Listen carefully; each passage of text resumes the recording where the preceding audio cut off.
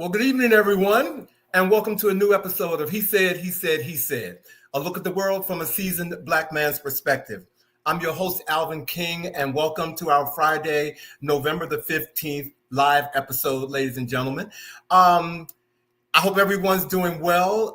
We haven't seen you in a couple of weeks. And as you know, the beginning of November, Bobby and I, we were traveling and couldn't see you guys. But, the intent was to come back the week of November the 8th to have another show. But that week was a pretty tough week for many of us, ladies and gentlemen. That was the week that the elections were held. And if you were like me, I was in a very disappointing place.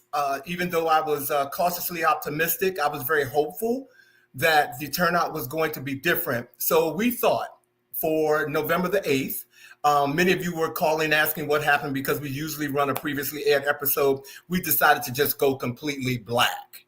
All right, ladies and gentlemen. So we are back and we are here and we are doing well. And I want to start off this show this way tonight. I want to send something very personal to someone. Dear Vice President Kamala Harris, I wanted to take a moment to express my heartfelt gratitude for all of the energy, dedication, and joy you have brought to the 2024 presidential election. Your hard work and passion inspire so many of us, and I'm truly grateful for the commitment you have shown to our country. Thank you and to your amazing team for everything you've done and continue to do. With our deepest appreciation, Alvin King and everyone here at He Said, He Said, He Said Live, ladies and gentlemen. So wanted to make sure I said that and got that out because, wow, brace yourself because we're all in for a bumpy ride, ladies and gentlemen. How you doing, Michelle? Thank you and welcome to the show tonight. And speaking of our show tonight, we are having a conversation with celebrity hairstylist Vernon Martin, now a published best-selling author with his new novel, When the Smoke Clears. Vernon shares his story with transparency and courage, revealing that there is light at the end of every dark tunnel. And he leans into his faith and shares with us, the reader, the power of trusting God as a strategy to achieve victory. I have read the book. And I called him on Monday before we went into production for the show tonight to let him know I can't love him anymore. I mean, his courage has just inspired me, and I'm so glad to have him on the show tonight, ladies and gentlemen. And I can't wait for you to hear more of what he has to say about the book and for you to go out and purchase the book, ladies and gentlemen. It is American Diabetes Awareness Month. And for many of you who don't know, I'm a diabetes advocate. And diabetes is a serious medical condition that affects millions of Americans, particularly African Americans. It's estimated that 1 in 10 Americans have diabetes, and many people don't even know it. More than 1 in 3 adults have prediabetes, which is when blood sugar is elevated, but not high enough to be diabetes. But I want you to go to diabetes.org, if you may, and learn more about diabetes. Please go get checked because, again, a lot of us are walking around not knowing what our status is regarding diabetes, and diabetes there are different illnesses associated with diabetes that can kill you. It is also Transgender Awareness Week, and I want to take this opportunity to celebrate and uplift and honor our trans community while challenging anti-trans legislation is really in effect, ladies and gentlemen. And if you will, go to hrc.org to learn more about what you can do. We have an amazing show tonight, and we're going to make sure that we take you on this journey that I've been on all week. So I don't do what I do alone. So if you all are ready to get my co-host in here, let's get on with the chat.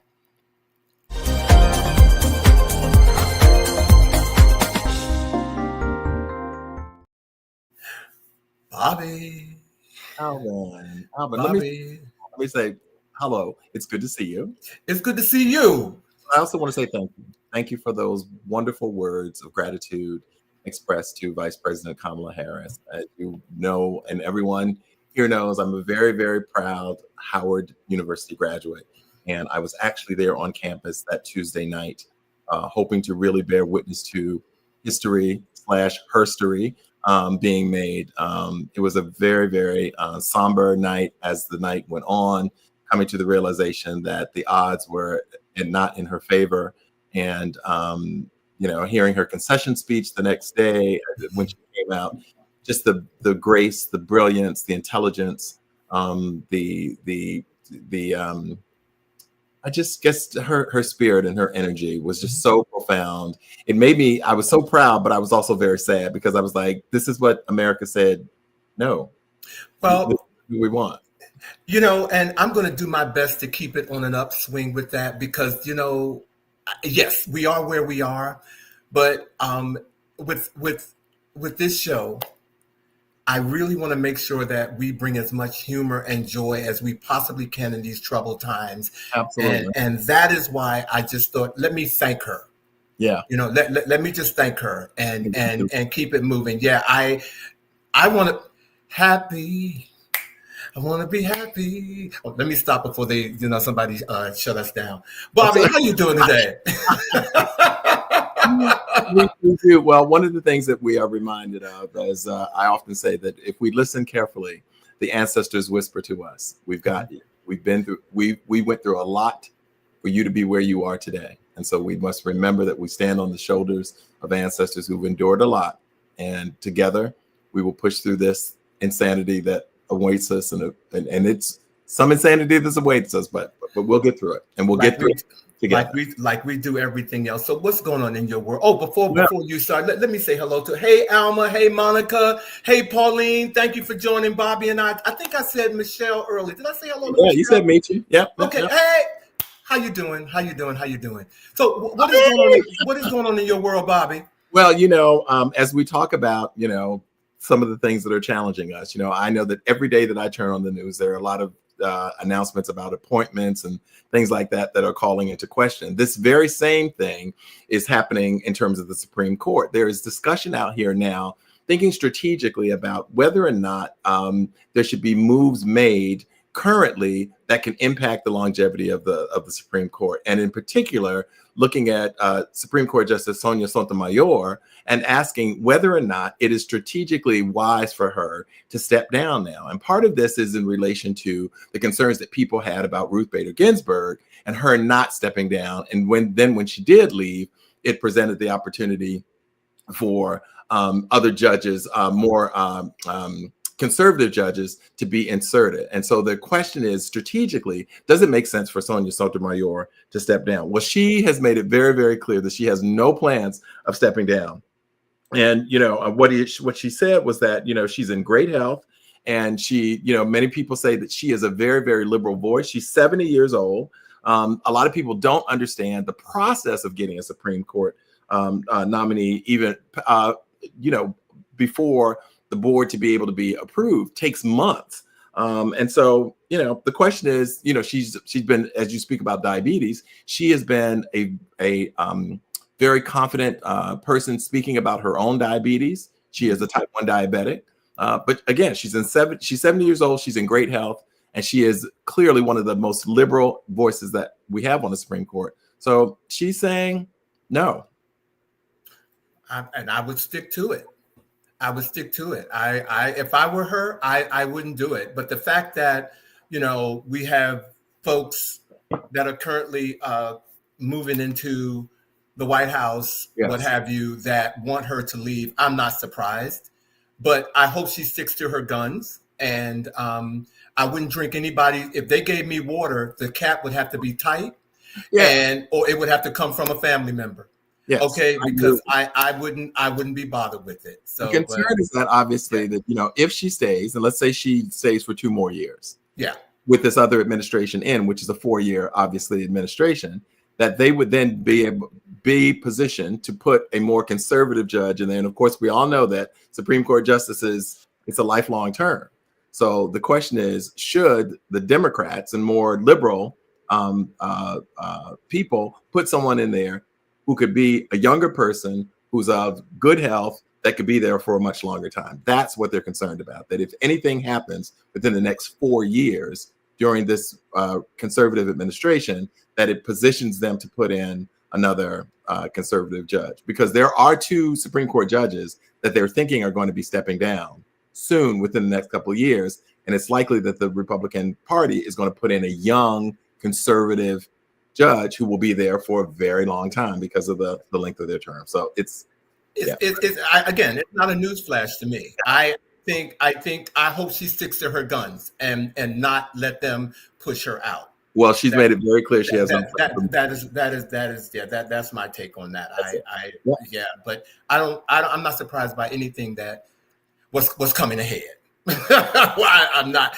But buckle up, boys and girls. but what also I think is coming ahead all of a sudden now, this whole look at Secret Service and how they are how they should protect, the person. The highest person in office, how they should do that. And this new story has come out about a Secret Service agent who took his ex-girlfriend to Barack and Michelle Obama's beach house in Hawaii. And a new memoir has allegedly claimed that that this Secret Service agent breached security protocols and invited his then girlfriend by the name of Corey Dewan, and Corey is spelled Koryeh, just to be sure, to the beach house for of the former President Barack Obama. She alleged the incident happened in 2022 and is now raising serious questions about the security protocols in place around current former U.S. presidents. But I'm sure they're looking at the current president as well because of what has just happened. But according to her new book, according to Undercover Heartbreak, a memoir of trust and trauma, this is her latest memoir. Corey said that this Secret Service agent took her there and told her that nobody would ever know. I don't know if he knew who he was dating, but told her that nobody would even know. But then she found out that he was married. And so she wrote a book. And I guess many of you would ask the question, did such incidents take place? Well, according to the chief, Anthony Galimi, he hasn't confirmed that it did take place. He has not. He has confirmed that it did. Oh. That it did take place. I bring this up because all of this is happening now since the person who's now in office has been shot, and people probably know that people want to do something crazy. Barack Obama should have been protected without fail when he was in office, but they didn't do that. But now all of a sudden, I share this with you and our viewers, that, Secret Service is just as crooked as anybody else that you feel is crooked. I have never seen the state of the Secret Service seem to be more unsettled of late. Like it's really concerning because, the training and all that they have to go through and the commitment that they make, because the reality of it is a thankless job in many ways. They put their lives literally on the line every single day that they come to work, that anybody who's attempting to get to the people that they're protecting, they are trained to put their lives in front of those people. So I acknowledge the importance and the danger that they put themselves, the line of danger that they put themselves into every day. But they have been of late a hot mess, like drinking and getting drunk, and when they're on detail, and I don't know what's going on with the Secret Service. They have truly been a mess, and but I have a feeling that it's going to get cleaned. I won't say get cleaned up. I think that the mess it will be more of a mess. It will be more of a mess. Again, I'm not very hopeful about anything that lies ahead. So I think it's going to be more of a mess. But the fact that he would take her there and think that she wouldn't talk, and now Corey has written a book. And Corey with a very interesting spelling, Corey. Corey has written a book. Okay, right. All right. Well, we're going to keep this rolling. I know that some of you are aware of the fact that we lost a great music legend and icon, Quincy Jones, who passed on November 3rd at the age of 91. The music icon was laid to rest in a private ceremony earlier this week, with a larger memorial being planned, because, of course, you can't say goodbye to Q in a quiet way. There's so many people who want to pay tribute. He has made such an impact on the music industry that you can only imagine the memorial service. He's worked with everyone from Ray Charles to Frank Sinatra, Michael Jackson.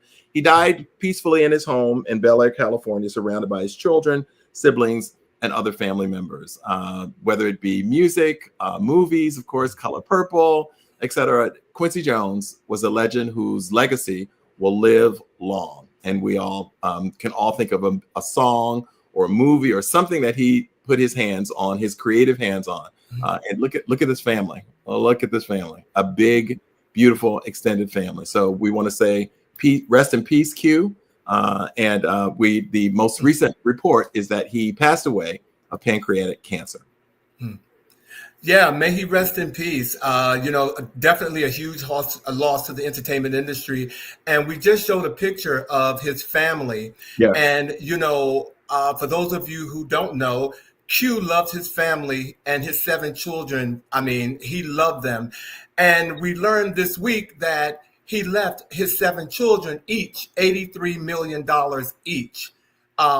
Each one has $83 million each in his will to each of his 7 kids. And so and he left the rights to his, and they, along with substantial stake in the music producer's rights to his music. He left all of that. He prepared all of that. And so if I couldn't admire him any more than I do, that right there, taking care of your family and building that legacy. Oh, Alvin. Oh, are you there? By the way, he was sitting pretty. He was worth $581 million himself. So there you have it. There you have it. Rest well, Q. Rest well, Q. Can you imagine someone saying you've been left $83 million? I really can't. I can't. But his children can. So yeah. All right. No cost of money to replace their father, and that I'm sure is the reality as well. So speaking of legendary, in 2002, Halle Berry was the first African-American woman to win an Oscar for a lead role in a movie. She won it for Monsters Ball, and she wore the design of Elie Saab. It was an extraordinary outfit, and all these years later, in a celebration over in Saudi Arabia, celebrating Mr. Saab, 22 years later, here is Halle Berry walking the runway in that very same dress. And I argue looking as nice, if not even better, in said dress. It was an extraordinary star-studded celebration over in Saudi Arabia that included Jennifer Lopez, Celine Dion, Camila Cabello. It was a huge, well, you know how they do things over there. It was over the top and extraordinary and all that. But just a fashion, he said bow to Halle Berry for 22 years later, rocking that dress and rocking it quite well. We say, I'm not mad at her. I'm not. And since we're talking about fashion, I want to give a big nod to close out our chat to Pharrell Williams. Louis Vuitton has deemed him GQ designer. GQ has deemed him designer of the year for 2024. Oh, wow. And if you're wondering, how Pharrell's gig at Louis Vuitton is going over the last 20 months that he's had this appointment, the luxury house has reported that it represents the crown jewel of Bernard Arnault's $300 billion empire. And because of Pharrell, it has more than tripled the footprint of his men's creative director's office in Paris. And I just wanted to just say, I am Team Pharrell all the way. If we could just go back through his fashion looks just one more time. I love that one where he's kind of Pharrell just knows how to do it, and he does it in a way that makes it acceptable. He doesn't look like he's trying to be something that he's not, and he's staying true to himself. I am totally Team Pharrell, and I'm so glad that GQ has given him this honor because it is well deserved. This is particularly interesting given the upcoming Met Gala theme and Black men in fashion, the dandy, and all of that. So congratulations. He's not DC per se, but down Virginia Beach, not too far from it, He's down Virginia. He's doing pretty good. Yeah. No, I'm glad.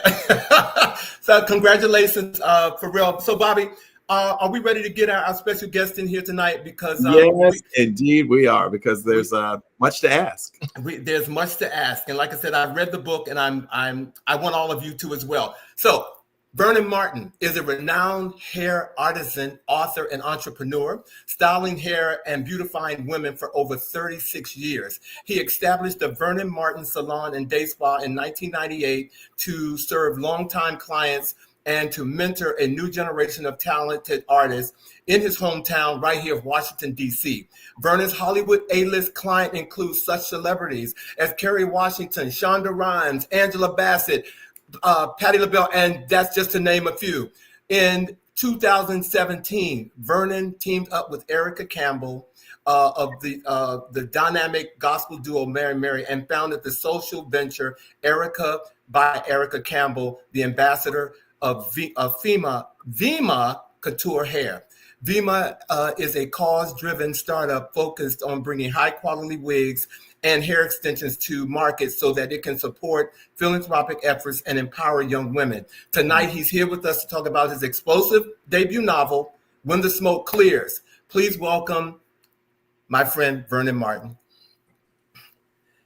Hi, Bobby. Hey, Alvin. Thank you so much for having me. Thank you. Hey, no, thank you for being here, my brother. You know what? Like I said, backstage, we have a lot to talk about because, ladies and gentlemen, after reading the book, I had about 40 questions and I had to bring it down to 17. So we're not going to be able to do that in an hour. we can't do that. So, okay, buckle your seatbelts, okay? So, Vernon, look, again, congratulations. And, Thank you. For our viewers, because we're going to talk about When the Smoke Clears, we're going to talk about that more in depth. But can you tell us why you chose this name as a title for your debut novel? Great question. I chose When the Smoke Clears because I thought about, I have been in a fog basically most of my life. I said that it's so interesting, in every genre of my life, I went through something, and everything was always, there were so many unanswered questions for me. I did not know why things were happening. Sometimes you have experiences in your youth, and often you take them into adulthood, and then you don't understand, why am I being the way the way I am? Mm-hmm. And one day I was watching a movie, and I don't know why this movie brought such clarity to me. It was Guardians of the Galaxy at that, and I was bored one night, and it was in December, and it was really, really nice outside. And I went to a beer garden, and I was looking at it, and this guy was, Kurt Russell was talking to the guy. What was his name? I can't remember. It was the guy that the young guy played, Peter, but I can't think of his real name. Is it Ryan somebody? I don't know. No, I think don't get me started. It's Chris. It's Schwarzenegger's daughter's husband, Chris. What's his name? Chris Pratt. Chris Pratt. That's it. Chris Pratt. And the guy told him, he said, "You're not my." No, he said, I'm actually no. So the guy was actually his father, but he didn't know it.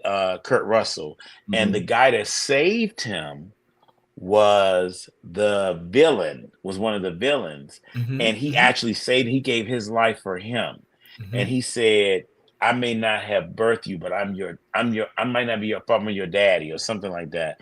And mm-hmm. It made me think of my grandfather. Right. And so at the time it made me go to the beer garden, I was battling with some things. I was like, I couldn't sleep at night. And one of my friends, I think him, Alvin, Michael Gibson. I know the name. I know the name. Yes. Yeah. And so Michael was like, Vernon, he didn't move so many times, but he lives in Mexico now. But anyway, he said, Vernon, what you should do is just talk into your phone. I said, what do you mean? He said, just turn on your memo and just talk until you go to sleep. And I said, okay. So I did that. And I kept doing it. And next thing you know, by the time COVID hit, I didn't do it like every night. By the time COVID hit, I was up to like 36 or 37 recordings, but they were like hours long, right? Mm-hmm. And so COVID hit. So when COVID hit, that was the time where I had to sit still because I was ever since I was younger, I was always running. I was always trying to find Excuse me, something to Vernon. do. Sorry to stop you, but is this how you got to When the Smoke Clears? Yes, yes, yes. Because when Wow. COVID hit, I had to sit still. And when I Okay. sat still, I was like, oh my God. And then I had to start, then I started writing, got on my computer and started writing. And then I could start feeling, I had two emotions. I had a little bit of healing, but then I had a little bit of anxiety because I started reliving because I never really relived those things. Mm-hmm. And so I could feel myself literally, like I said, coming out of the smoke, coming from the fog and coming into, some type of healing. And so that's when I was like, I need a name for this. And then I came up, I said, When the Smoke Clears, because things are starting to move. Wow. So I was So like, you were writing the book. You were already writing it before you even came up with the yeah, but I name. didn't know. But what's so Right. interesting? I did it like for therapy. And I Mm. let my son listen to some of my recordings and my friend.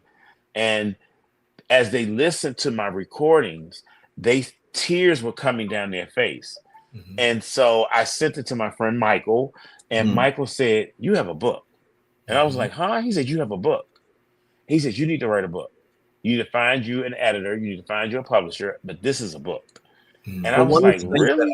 One of the things that Alvin spoke about when he was reading it was that your vulnerability and how openly you're writing a book. And tell us a bit about the choice to be as open as you were about some of those experiences that you mentioned. I have got, I was a very timid young man. I was a very timid little boy. I wanted everybody to like me. I was always so giving and accommodating. And as I got older, I started saying, I don't know if I can curse, F them, and That was good. Okay. Yeah, F them. And I was like, I do not care. I no longer care what anybody thinks. I no longer care what anybody thinks of me. And this is my story, and I had learned to accept that what happened had happened. And I just went for it. I didn't care. I really didn't. I did not care. I talked to my son first. I did talk to him because I wanted him. He didn't know my story. That, he knew little things. And I was like, some things are going to come out that I don't think, I don't know how you're going to handle it, especially around your friends and, or whatever. He was like, Pop, you do what you got to do. This is for you. And I said, okay, then that's what I'm going to do. Well, kudos to you. Go ahead, Bobby. I'm sorry. I was going to say kudos to your son. Yeah. And kudos to you. I was in reading a book in chapter 5 on stolen innocence. It talked about you being sexually assaulted at the age of 6. Okay. But knowing that occurred, because I read the book, describe other aspects of your childhood during those years, Vernon. I had a great childhood other than that. I grew up on Capitol Hill. I had a grandfather who, I tell everybody, my grandfather was a real man. I tell people that. And I think that's where I get my ways from. He took care of family. He was strong and he was older. He was 21, if I'm not mistaken, years older than my grandmother. And actually, he was my great grandfather's best friend. And he was just a great influence on me. My mother, I didn't have that mother who partied. My mother she'd go to work, come home, make sure that I was doing my homework or whatever. She never was that mother who, oh, I'm going to party. I'm going to drink and smoke and do this. My mother did none of that. She wasn't a smoker. She wasn't a drinker. My grandmother, retired in like 1979 to help my mother because she had my sister by then, 79. And so, I grew up in that kind of home. So you would think that growing up in that in that particular type of home that these things wouldn't happen. But of course, it's the people around you, your family, that this happened, that these kind of things happen. And then these are people who your family trust, and it was definitely one of the reasons why my grandfather, if you remember in the book, told my mother, you all need to move back here, because he didn't like my father. So he was like, you need to move back here. Vernon needs to have a father figure in the house with him, and this and the other. My mother was like, I could take care of my son. I'm fine. My mother had been with the VA since she was like 16 years old, because she was real smart. So in school, she got out half a day in 11th grade. And she went to work at the Veterans Administration, and where she stayed for like 46 years. Yeah. So, Vernon, I'm going to jump to your professional journey and your achievements right now. And in relation to the book. You've been in this business for 3 decades, okay, professionally. Over 3 decades. Over 3 decades. But who's counting? So who's counting? Share with us, how did you first become interested in hairstyling and entrepreneurship? Oh, I loved it. I was a big fan of, I don't know if you all did it, back when we grew up, our families all gathered in the living room and would watch whatever the big show was that was coming on. And we would watch the American Music Awards. That was a big deal. Or the Grammys, So it'd be my mother, my grandmother. We take our baths. They got on their house coats and their hair, and I would get behind them and I would roll their hair. I would look at Aretha and Patty or Gladys, especially Gladys Knight, always had the baddest hairstyles. So I would look at Gladys Knight and I was like, I'm gonna make my mother hair look like that. I didn't know what I was doing. I was a little boy, and they would let me. And my grandfather would walk by. He was like, "What is going on?" And they would like, "Let him do it. He's fine." And I would play in their hair. And when I was in high school, my mom, I did not want to go to college. I did not want to go. And I did my SATs and everything. My mother was like, you got these acceptance letters. What are you going to do? And I was like, I don't want to go to college. And so I said, I'm going to go to hair school. And so she said, okay. She said, okay, you can go. She said, I'll pay for it. You can go. I said, okay. And so that's how I wound up in hair school. Wow. And I'm so glad that you said that, and you said it the way you did. Because at 65 years old, I am still, I still talk about it. I think I've gotten over it, but my mother didn't let me go to Duke Ellington. She didn't. And so hearing you say that your mother did that and just encouraged you to do what you wanted to do, that is always a feel good for me. Yeah. You know what I'm saying? So thank you for sharing that a part of that story about you and your mom and how she encouraged you to do what you're doing. Yeah. She was great. I remember, I have to tell you the story. I remember I was just telling somebody the other day, we were talking about H Street used to have this, it was called Woolworths, and it was on H Street. And I will never forget, I took my allowance and I snuck to Woolworth, and I was about maybe 14, and I had bought, they don't sell these anymore. There was a head, and it was a doll head, and it had like a base to it, and it had little makeup things on the front. And I'll never forget, I was trying to figure out, how am I going to go buy this and then get home? And my friends didn't see me with this big Woolworth bag with the doll. I cut through all the alleys and everything to get into the house. And I knew my mother wasn't home, and my grandmother more than likely was sitting in the dining room with the phone pulled from the kitchen, because they always had them long cords, gossiping with her sister. And I knew I could get through the door, and my grandfather always hung in the basement because he was a bootlegger. So so I was like, I'm gonna sneak through the house and I'm gonna get this thing, and somehow I'm going to get this thing in the house. And I would take it up there, and I would just, it had like the fake curling irons, but I would go steal like my mom's curling irons and try to curl the dolls' heads and stuff like that. So I just always loved beautifying women. Always. That's a pretty impressive story there. And it just so happens that we are 3 Washingtonians, so we know exactly where you're talking.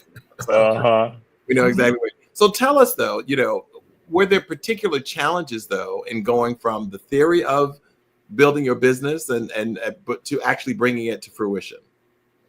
No, like I said, I must admit, I tell people all the time, I am so blessed. I'm so blessed. I have had nothing. God has truly put some great people in my life. Despite whatever I went through, it's like he'll put this bad person, this bad thing, and then all of a sudden, I have this good Glinda the Good Witch, here she come, or the Great Oz, but in a good way, Yeah. And Speaking what of which, happened? Yeah, yeah. And so I had some great influences in my life when it comes to this business. And the woman who salon I worked at, she was closing her salon, and what she did was she said, Vernon, she said her son had just passed. Mhm. And I was like a son to her. She didn't do hair or anything. She worked in the government and she needed something to do. She needed a project. And I told her I wanted my own salon. And we went to a hair show. And I'm sorry, guys. We Oh, went to okay. a hair show in New York. And I'm sorry. Oh, you're good. My thing is falling. We went to this hair show in New York. Mhm. And she was like, whatever you want to get, we're going to get. And I was like, really? And she's like, yeah, we can get whatever you want to get. And I was like, well, 18, her name was 18 King. She said, we cannot. I said, well, I'm not in a position to buy everything right now. And she said, don't worry about it. I'm going to take care of everything. And I said, really? And she said, yeah. And so she bought all my furniture. She said, you just pay me back whenever you get it. what a blessing. And she bought Mhm. all my furniture. I mean, everything. She took care of everything for me. And I was so appreciative to her for that. To this day, we're still very good friends. I Wow. would do anything in the world for her. Mm-hmm. So, Vernon, I gotta ask because, again, ladies and gentlemen, he has run this business that he has exceptionally well, and we're going to talk about some of the people who he has worked with Mm-hmm. to get to do some of the things that he's done. But I want to ask you. I I hope you know have that the right questions because I have some good ones. I know that there are some obstacles that you had to Uh-huh. overcome to Yes. get to where you are. Can you share some of those? Some of those obstacles. How far you want me to go? Where you want me to I want you to go wherever the stage is yours. You on? He said. He said. He said. Okay, and it's three. You go wherever you want to go. Well, one of the things that, of course, like you said, the one when I was raped for many years by one particular person, and that was. Let me tell you something. I don't know if anyone has ever experienced this, but this to this day, I don't like white underwear. Hmm. I don't like white underwear. He wore white. I do not like white underwear. You cannot. You bring Fruit of the Loom in front of me, and I will regurgitate. I do not like them. I don't like. It's a lot of things I don't like. But I had a friend who, and it's I have so much to tell you, but you said we ain't got time. I had a friend who they had a house full of kids, and Mhm. they I went to visit her, and it was her brother who had done this, he had brutally raped me, and I never understood why her grandmother used to keep a lock on her door. Because her grandmother raised her, and she kept a lock on her door. Mm. And yeah, I don't. You can't even bring Vaseline around me, but so you know what he did with that. But I and I'm going to tell you right now. You can go to the edge of the cliff, but don't jump. yeah, And I know you know don't that. know. But go ahead. Yeah, I want you to yeah, tell your story. yeah, yeah, I yeah. want to because I know where. Like I said. Yeah, and so he brutally raped me. But what's interesting is recently my grandson had a birthday party in 2022, and my phone rung, and it was one of my old neighbors, and I was actually happy to hear from him, and straight guy, and he had told me, he said, Vernon, somebody want to speak to you. Mm. So I'm thinking he means somebody from the old neighborhood who I hadn't seen in a long time. I was like, sure. I said, who is it? And he told me who it was, and I hung up the phone. So I'm at a kid's birthday party, and for the first time, in ever. And my friend Aisha was standing next to me because she had her grandson with her at the party. I had a complete meltdown. Mm. And she was like, "What's wrong?" And so, because that was the first time I had come close to seeing this or hearing his voice in over, I'm 54, so let's say about like 40 years, right? Wow. So the young man called me back and he texted me. He said, no, he texted me. He said, "Hey, listen, I am so sorry about that. Can you please call me when you get home?" So when he said nobody will be on the phone. So this guy, the guy who did this to me, has been in jail now for, oh my God, forever. They said, I don't know. I don't keep up with him. And so I called him when I got home, my neighbor, my old neighbor. And he said that he called his sister, who was older than us. And he told her what happened. And she said, "Why did you do that?" And he said, "Huh?" She said, "Why did you do that?" Did And he so know? no, he didn't know. He He was younger didn't than know. me. He Okay, he was didn't younger know. than me. Okay. But the guy who did this to me was their cousin. So remember what I just said? That was their cousin. So this straight guy, I love this young man. I call him like a little brother, and his sister like a big sister, because I was very close to them. And but that was their cousin and that did that. And so they had another cousin who I was also like, they had a lot of kids in that house. So I called him and he said, "I want to apologize for what happened." He said, "But I want to share something with you." And I said, "What?" And he said, "Do you remember when I had to go into the hospital?" And I said, "No." And I don't remember that. He said, "When I was 7, he gave me PCP." And I said, "What?" And he said, "He gave me PCP." He said, "And my brother, who in my book is the one who jumped on him when he caught him trying to drag Yeah. me in the basement," he Yeah. said, "My brother beat the shit out of him." And he said, "I tripped out." Now, that made sense because this little boy used to be the most sweetest little boy. Then all of a sudden, he became a little boy who would go in alleys and get dead rats with his hands and chase us and throw them at us. You know, he was like tripping. And I was just to say, what's wrong with this little boy? But he was a good little boy until then. I never knew that. You never knew what happened. I never knew. I did not know. So the girl who is the sister of him, she recently I missed her at a funeral and somebody said, "You just missed Vernon. Oh my God, you should see him." And so she called me and we were talking and I told her I wrote a book and I told her what happened that I wrote about her brother. And she said to me, "I know." And I said, "How do you know?" She said, "He told me." And she said, "And I told him don't ever call my phone again."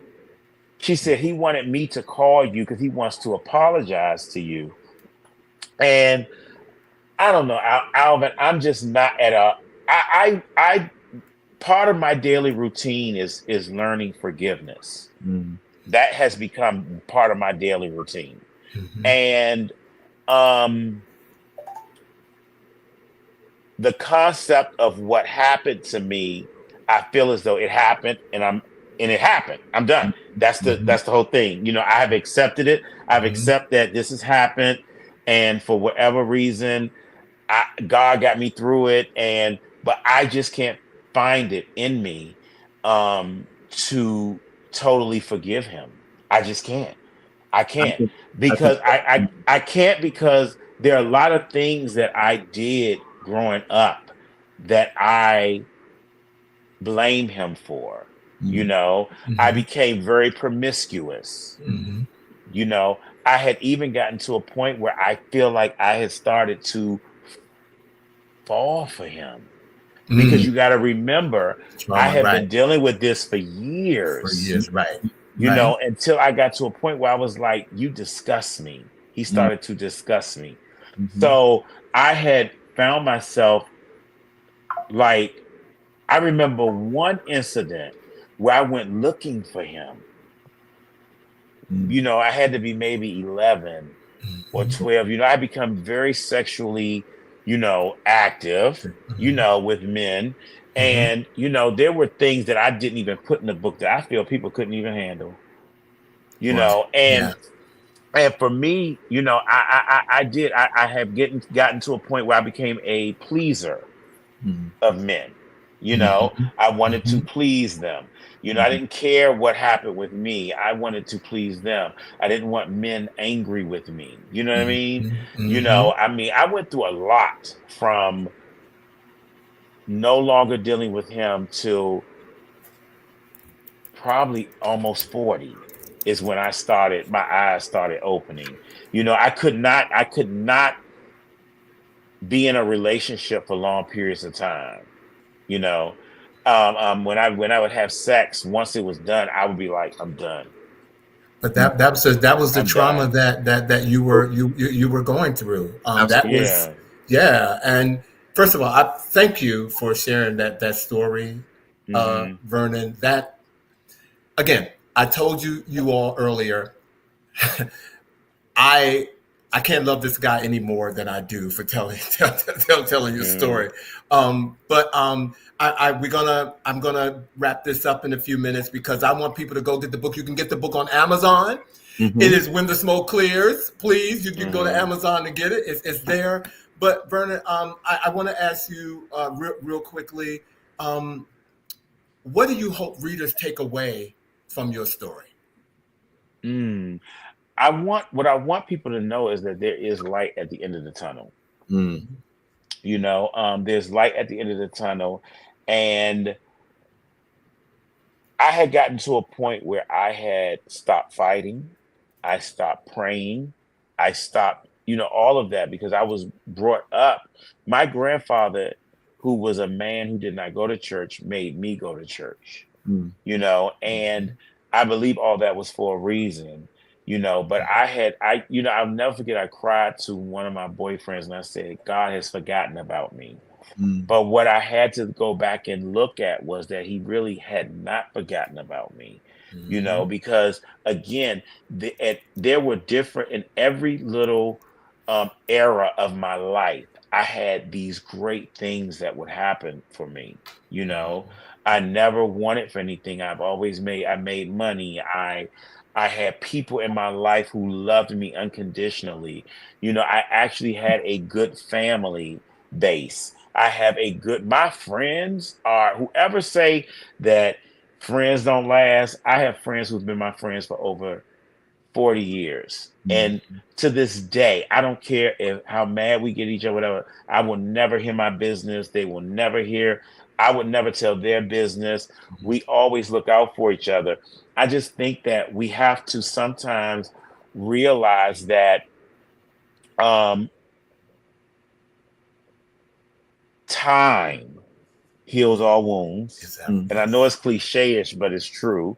It's true. Time really does, but you have to be ready for it to Mhm. happen. That's You right. have to want it to happen. And so many of us are addicted to struggle that Mm. we don't allow ourselves to get through, Hmm. because we like being, I don't want to say the victim because I don't want to even look at myself or anybody else like that. We just, like I said, we just get addicted to struggle, and Well, we you don't just know feel as what you though don't know what struggle you is don't the know. best. Yeah, and you don't know what you don't know. You don't know what you And don't know. so, and I know I was definitely a person. I say I'm one of the people. I don't mind telling you about myself. Some people don't want to tell you about this. I know I was a person who was addicted to struggle, not Hmm. even struggle, trauma. I was addicted to trauma. Mm. Struggling, no. Trauma, yes. Yes. I will find every reason why something was traumatizing for me, Mm. you Hmm. know? And then I had to learn that no, just like now I'm to a point I don't want to argue with people. I Mm. refuse to, even if you're arguing, I'm going to find a way to pull back Hmm. and look at you like you're crazy and say, I'm not doing this with you. You sit there and do this on your own because I just can't do it. I'm not doing it. De-escalation is the key. Well, Yeah. and Yeah. there's also something to be said about maturity as one gets older and Hmm. realizing the things that you can control and those that you can't. And you Hmm. talk Hmm. very openly about this process, the time heals wounds and struggle and so forth. So for someone who may be struggling with a very similar situation of abuse or just not feeling valued and appreciated, what would you say is the first step to the healing process, though? I had to go get help. I had to go see somebody. I did. I had to go see a therapist. You know, I did not want to. Your friends is not enough. I'm sorry. Your family, They not don't. They don't enough. have degrees. They don't have.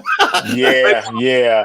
I had to judge. go to an impartial person who I could really sit. I never forget the first day I walked into my therapist's office and I just talk, and I couldn't believe I was doing that, you know.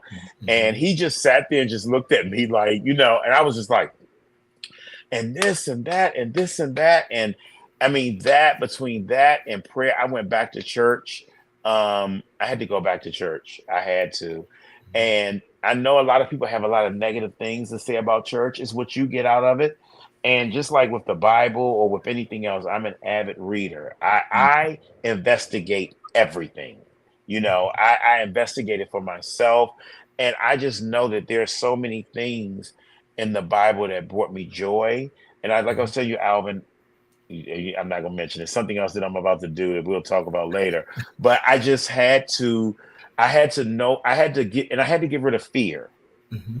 I had to learn how to get rid of fear, you know, and fear of just not forgetting. I'm sorry, fear of just letting go, letting all of that go. Stop allowing that stuff to consume me. You know, I had to let that fear go. But I definitely think the main thing for me is getting help, you know, is getting help. My co-pastor, she told me, she said, you know, Vernon, she said, and it wasn't even about this, but I needed it. I was on the phone with her, my first lady, for like an hour. And she said, what did she say to me? She said, you know, Vernon, sometimes things don't make sense or life doesn't make sense, but God doesn't lie. Come on now. And you know what? I'm gonna let you stop right there because we have to. That is the perfect segue to end our conversation with you. And because Vernon, first of all, all of our viewers out there, you can click, put your thumbs up. Whatever you have to do in the chat. Some of the responses. Please, I just want to say again, Vernon, thank you for coming on our show, telling your story, being as transparent as you are. You all, again, I don't use the word loosely when I say no. I know Vernon because of business. I don't know him. We're not, you know, bosom buddies, but I know him enough to say, I love you. And for what you've done, you have inspired me. And coming on my show, you have supported me. And I appreciate you. And I want everybody to please go to Amazon.com and get When the Smoke Clears. I was just going to ask me about Aretha Franklin. I'm shocked you did. I was going to ask you a whole bunch of stuff. We need to bring you back on. Okay. Oh my God. I can't. You need to write a book about her alone. Well, there's so many. Look, again, I wrote 37 questions, but I can't. We have to end our discussion because I didn't ask you about Mary. Erica Campbell. I wanted to. There's Cicely Tyson. I got stories. But he comes back, we will bring you back, and trust me, I will. So be ready for that. But I wanted to make sure that people know about the book, and they go out and they get the book and support him. Please do. You know, we don't support our own, ladies and gentlemen, sometimes. But I'm here to tell you, I'm here for him, and thank you for being here for me, Vernon. Vernon Martin, thank you for being on our show. Don't go away. We're going to bring you back. Thank you, Bobby. Thank you, Alvin. Oh, love you, man. We'll and bring you back. be sure to check the responses. People have written some really moving comments about your story. So thank you so much. Thank you. All right. Well, ladies and gentlemen, first of all, we got a couple of things that we want to tell you about. First of all, can I have my producer to take us to the pop-up, please? Can you take us to the pop-up? Because we got some pop-up. We got some pop. We got a couple of things we need to let them know.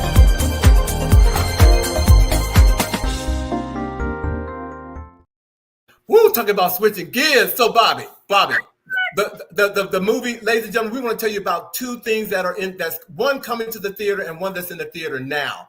Yes. And right now, the Wicked press tour has started, and I'm telling you, Cynthia Erivo. I love Ariana Grande, but Cynthia Erivo is tearing it up. Okay, that's all I'm gonna say.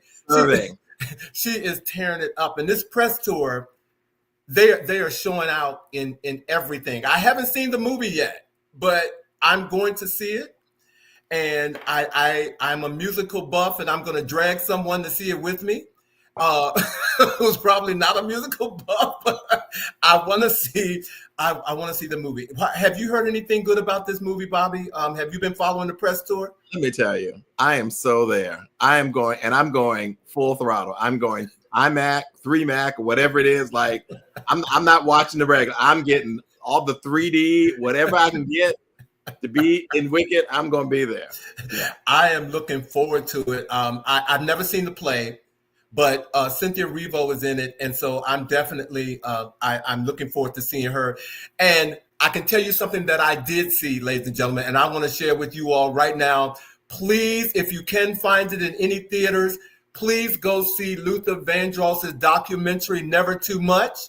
I was in the movie on Wednesday night. I cried, I laughed, I sung, I applauded, I pointed my finger, I rolled my eyes. There were so many emotions because I grew up with this guy.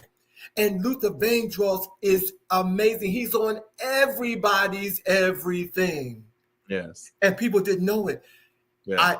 Please go and see Never Too Much if you haven't seen it already. Where did you see it, Alvin? I'm just curious. Where did you see it in the city here? I went to a independent film theater in Silver Spring, AFI. AFI? Okay. Yeah, AFI. But it left yesterday.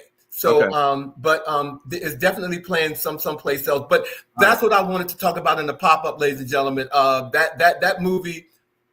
Again, please go see Luther Vandross, because they say that when you hear his music that you go home and make babies. I don't think he sings that long, but he does do a number in that movie. He does do a number, a tribute to someone, and believe me, you want to go home and have a baby. Okay, I'm just telling you right now, because he sings that song. Okay, wow. So ladies and gentlemen, next week Bobby and I are back, and we are bringing back one of our favorite series, Aging While Black. And we will have, along with Bobby, we will have 4, incredible, smart, outspoken Black men, gay Black men.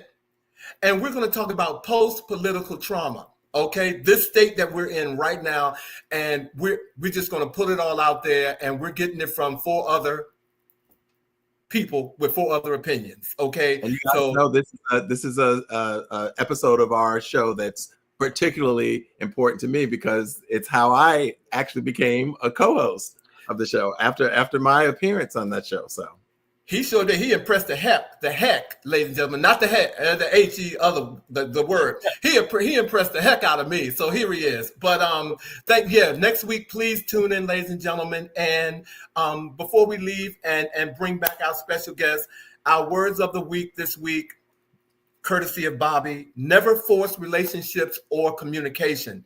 If it's not mutual, then let it go. People know exactly what they're doing. If they want to match your energy, they will or would. Start rewarding inconsistency with unavailability. Let me say that again. Start rewarding inconsistency with unavailability. Allow them to lose you because of their lack of effort. And those are our words of the week. And if we could bring our special guest back onto the camera. There he is, ladies and gentlemen. There he is. And I'm so sorry. Believe me, I know there's some stories that you got up your sleeve that I'm sure our viewers want to hear. He was name dropping. He was like, Riri.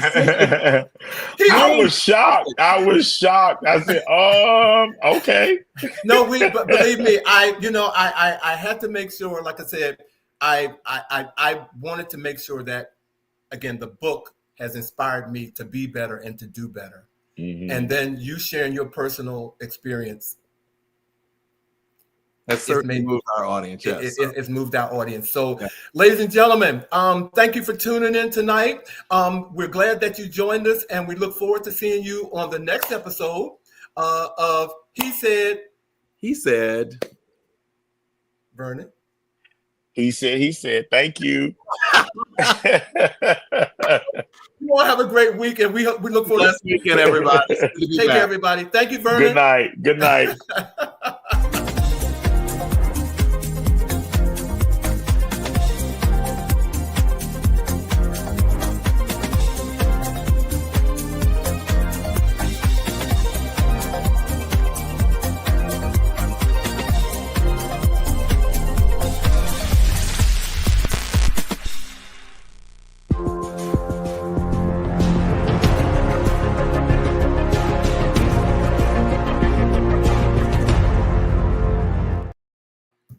See, that's what